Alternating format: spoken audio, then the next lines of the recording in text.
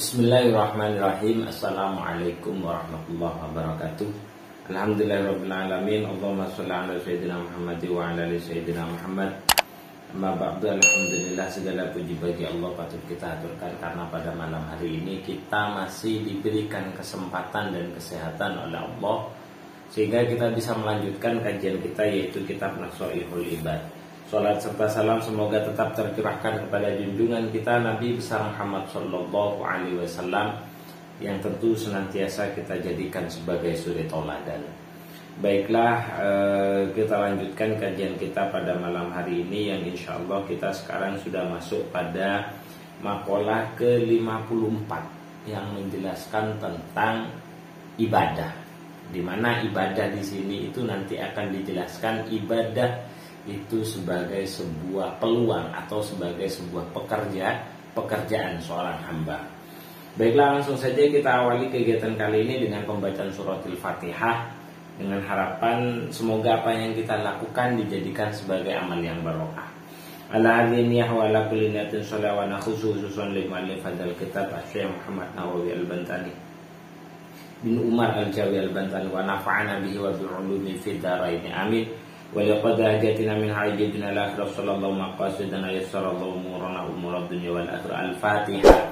أعوذ بالله من الشيطان الرجيم. بسم الله الرحمن الرحيم. الحمد لله رب العالمين الرحمن الرحيم مالك يوم الدين إياك نعبد وإياك نستعين اهدنا الصراط المستقيم صراط الذين أنعمت عليهم غير المغضوب عليهم ولا الضالين. آمين.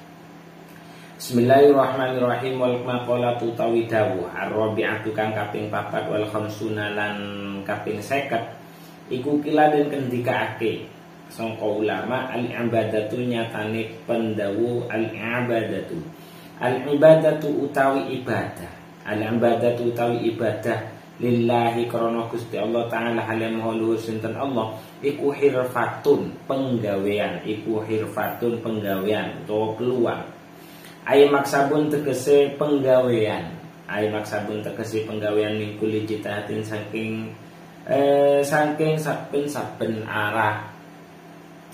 Jadi jelas di sini menurut ulama di dalam kitab Nasha'ihul Ibad, bagi Allah pekerjaan hamba itu ya tidak lain itu adalah ibadah.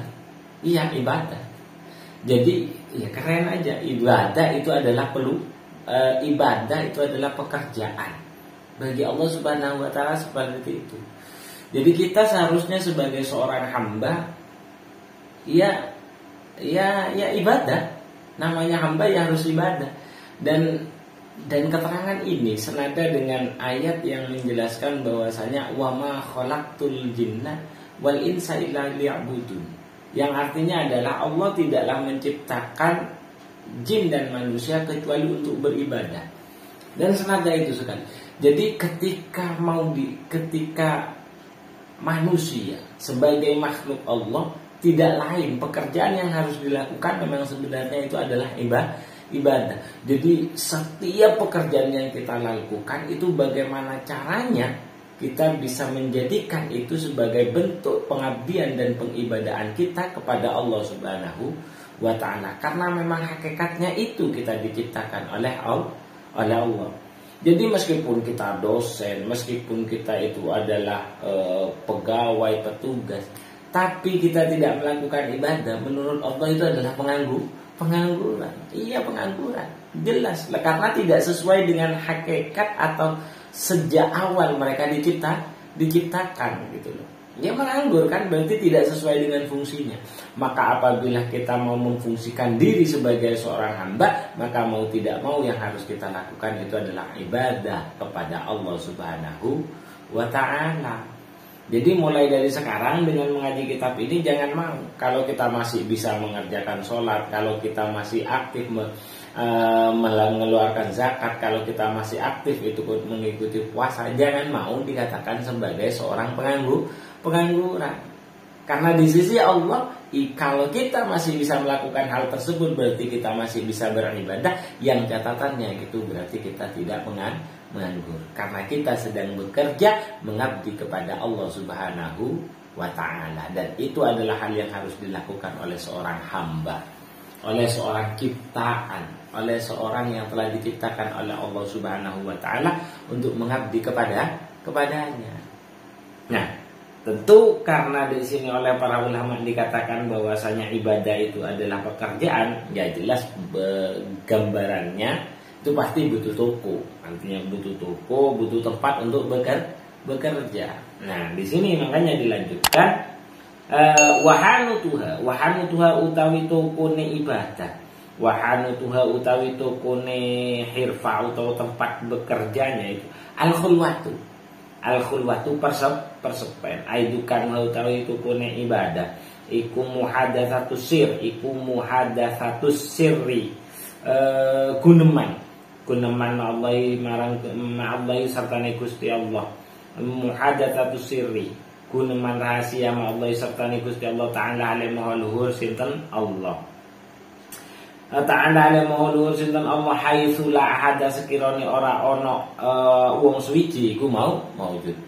Kemudian tempatnya itu adalah tempatnya kita beribadah itu senantiasa menggantungkan hati untuk senantiasa berbicara kepada Allah Subhanahu wa taala. Ya Allah, alhamdulillah Engkau telah masih sampaikan itu di dalam hati kita, seolah-olah kita sedang mengajak bicara Allah Subhanahu wa taala, karena itu adalah tempat di mana kita ibadah. Bukan tempat ibadah itu ada di sana gitu. Tempat ibadah kita sudah melakukan pekerjaan, tapi gerakkan juga hati kita untuk senantiasa bisa berbicara dengan Allah Subhanahu wa taala. Matur, sampaikan kepada Allah Subhanahu wa taala.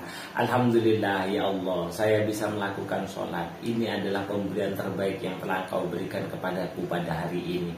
Jangan memikirkan ya Allah, hari ini kok kita sempit. Ya aneh saja. Ya Allah, rezekiku kok gak ono sakit. Tapi itu adalah ya tidak apa. Sampaikan itu karena muhadatsatu sirri, pembicaraan rahasia kita dengan Allah itu adalah tempat kita beribadah. Tempat kita beribadah. Sampaikan semuanya. Jadi jangan berkeluh kepada siapa saja gitu loh. Muhadatsatu sirri ma'allahi itu adalah tempat pengabdian kita kepada Allah Subhanahu wa ta'ala. Sampaikan, ya Allah, rezekiku sekarang lagi sempit.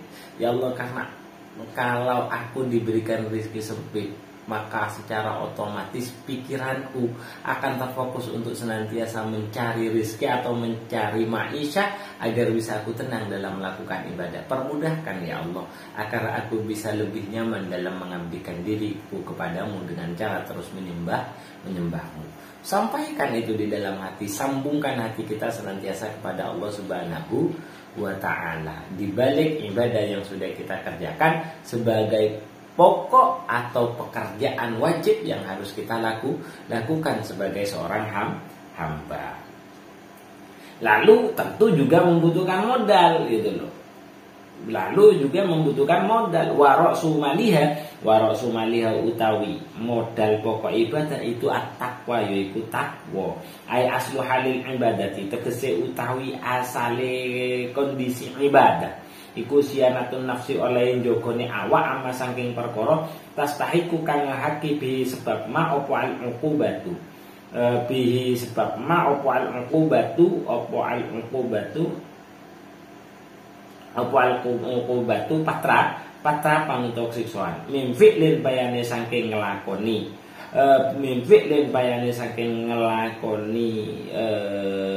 ngelakoni perintah, ngelakoni perkara mungkar, autarkin utawa ninggal perkara wajib.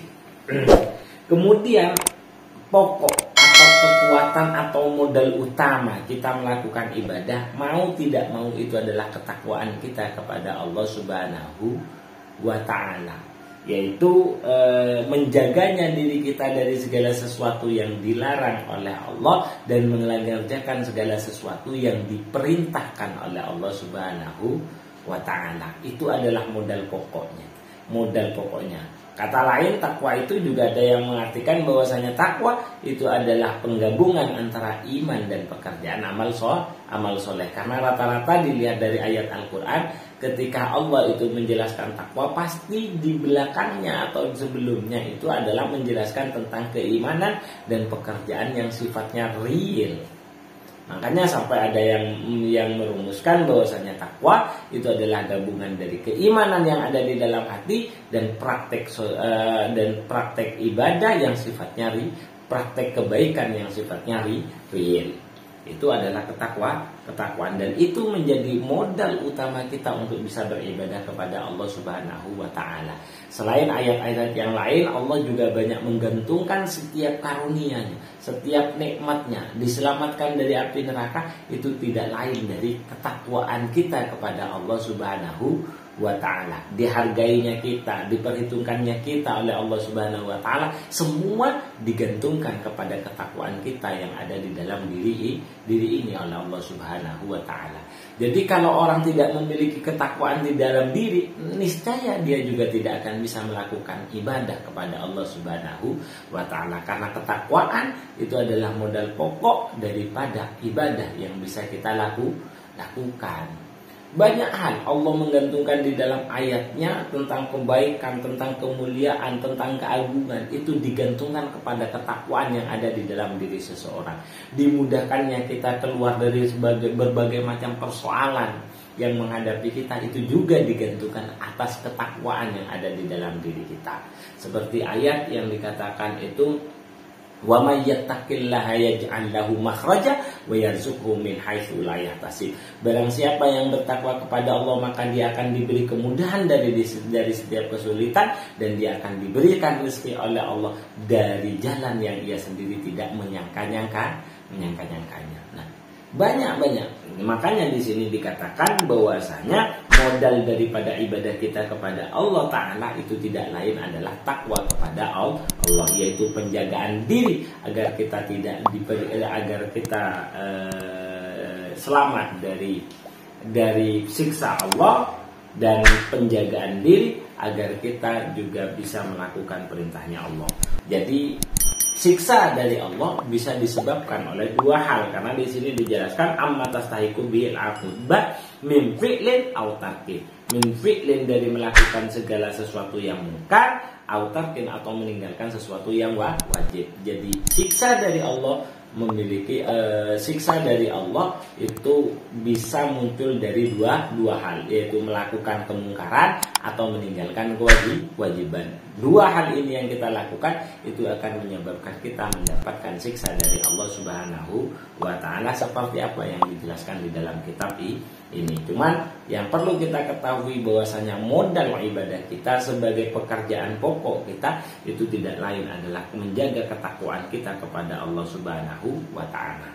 Nah, kalau tiga hal ini sudah kita lakukan, pekerjaan kita sudah punya, yaitu dengan cara beribadah kepada Allah, tempat kita sudah punya, yaitu senantiasa menggantungkan hati, membisikkan hati, berbicara hati senantiasa matur maring Gusti Allah, mengembalikan semuanya kepada Allah Subhanahu wa ta'ala, membicarakan tentang kemuliaan Allah Subhanahu wa ta'ala, membahas segala sesuatu yang terkait dengan Allah Subhanahu wa ta'ala, dan yang terakhir terus menjaga ketakwaan kita kepada Allah Subhanahu wa ta'ala, maka wajar kalau hasilnya itu adalah surga, seperti yang dijelaskan di dalam kitab ini, waribhuha utawi batine teko ibadah iku al jannatu swarga. Karena kita sudah melakukan pekerjaan, maka balasannya itu adalah swarga. Aida rustawabi tegese pedesan ganjaran utawa pedesan ganjaran wa malang perkara fiha kang tetep ana ing dalem jannah. Dan segala sesuatu yang ada di surga akan diberikan kepada kita oleh Allah Subhanahu wa ta'ala ketika kita sudah melakukan pekerjaan yang berupa ibadah. Jadi kalau jarang beribadah, ya janganlah mengharap surga gitu loh. Karena itu adalah hasil. Tapi sekali lagi, kalau kita tahu bahwasanya hasilnya itu adalah surga, hasil, maka kita jangan pernah melupakan yang namanya pekerjaan. Karena pekerjaan kita dulu yang harus diperbaiki, jangan hasil dulu yang kita pertimbangkan, karena yang diperintahkan oleh Allah itu adalah pekerjaannya, yaitu ibadah. Nah, salahnya kita biasanya dalam proses pekerjaan rata-rata kita melihat gaji, padahal gaji rata-rata itu mengikuti hasil dari pekerjaan yang kita lakukan. Banyak orang yang mengangguran gara-gara dia tidak bisa bekerja karena yang dipertimbangkan sebelum bekerja itu adalah gaji. Maka logikanya harusnya bekerjanya yang diperbaiki, bukan gajinya yang senantiasa dituntut gitu loh. Lah kalau gajinya yang dituntut ya salah. Berarti kita melakukan sesuatu yang bukan kita yang tidak seharusnya kita lakukan. Oleh seorang kiai pernah dikatakan satu hal yang menyebabkan manusia itu banyak melakukan kesalahan atau terjerumus kepada kesengsaraan atau membuat dirinya itu galau, itu tidak lain yaitu adalah mengurusi pekerjaan atau mengurusi urusannya pangeran atau mengurusi urusannya Gusti Allah Subhanahu wa ta'ala. Apa itu contohnya? Yaitu seperti halnya rezeki dan kawin. Nah, yang diperintahkan oleh Allah itu adalah bekerja. Rizki atau gaji itu tugasnya majikan. Kita sebagai pekerja ya harusnya bekerja, bukan memikirkan atau memikirkan sesuatu yang tidak harus kita lakukan, yaitu apa? Gaji. Karena gaji itu bukan pekerjaan kita, tapi pekerjaan majikan kita. Maka kalau salah kita dalam proses berpikir dan salah dalam menentukan fokus, maka juga akan berpengaruh pada pekerjaan yang kita lakukan. Ketika pekerjaan kita itu terpengaruh oleh sesuatu yang buruk, maka itu pasti akan berdampak kepada hasil yang akan kita dapatkan. Logikanya seperti itu, gitu loh. Maka dari sini bagus ulama ini menggambarkan ibadah itu adalah pekerjaan. Pekerjaan itu butuh ruang gitu loh. Pekerjaan itu butuh yang namanya ruang. Nah, ketika kita bekerja itu juga butuh yang namanya modal. Kalau sudah kita punya modal, kita bisa bekerja, kita sudah punya tempat kerja, maka insya Allah kita akan mendapatkan hasil dari pekerjaan kita, yaitu surga dari Allah Subhanahu wa ta'ala. Jadi ingat, mulai dari sekarang kita tahu bahwasanya selama kita beribadah, selama kita bisa mengabdikan diri kepada Allah Subhanahu wa ta'ala dengan cara melakukan hal yang diperintahkan dan menjauhi segala hal yang dilarang, maka jangan mau kita dikatakan sebagai seorang pengangguran, karena kita sudah bekerja menurut pandangannya Allah Subhanahu wa ta'ala. Dan kalimat ini, maqalah ini tidak terlepas seperti apa yang sudah disampaikan oleh Allah di dalam ayatnya yang berbunyi wa ma khalaqtul insa wa ma khalaqtul jinna wal insa illa liya'budun. Semoga setelah kita sadar tugas pokok kita sebagai seorang hamba yang telah diciptakan oleh Allah Subhanahu wa ta'ala, itu akan memperkuat kita, fokus kita untuk senantiasa mengorientasikan semua yang kita lakukan di dunia ini tidak lain tujuannya hanya untuk mengabdikan diri atau beribadah kepada Allah Subhanahu wa ta'ala. Itu saja yang bisa saya sampaikan, kurang lebihnya mohon maaf. Semoga apa yang saya sampaikan bisa menjadi peringatan untuk diri saya pribadi, dan semoga itu untuk menjadi pelajaran untuk panjenengan semuanya. Akhiran kita tutup pertemuan kali ini dengan pembacaan suratil Fatihah. Ala hadini hawala kulli niyatin shalihah wa khususan li muallif hadzal kitab Asy-Syaikh Muhammad Nawawi bin Umar Al-Jawi wa nafa'ana bihi wa bi ulumihi fid dharaini amin wa liqadai hajatina min hawaijid dunya wal akhirah. Hassallallahu maqasidana wa yassarallahu umurana umurad dunya wal akhirah. Al-Fatihah. A'udzu billahi minasyaitonir rajim. Bismillahirrahmanirrahim. Alhamdulillahirabbil alamin arrahmanir rahim maliki yaumiddin. Iyyaka na'budu wa iyyaka nasta'in. Ihdinas siratal mustaqim. Siratal ladzina an'amta 'alaihim ghairil maghdubi 'alaihim waladdallin. Amin. Bismillahirrahmanirrahim. Wal 'ashri innal insana lafi khusrin illa ladzina amanu wa 'amilus solihati wa tawassaw bil haqqi wa tawassaw bis sabr. Bismillahirrahmanirrahim. Allahumma inni istauda'tuka ma qara'tuhu fardudhu ilayya inda hajati ilaihi. Subhanakallahumma wa bihamdika asyhadu an la ilaha illa anta astaghfiruka wa atubu ilaik. Akhiran wallahul muwaffiq ila aqwamit thoriq. Assalamu alaikum warahmatullahi wabarakatuh.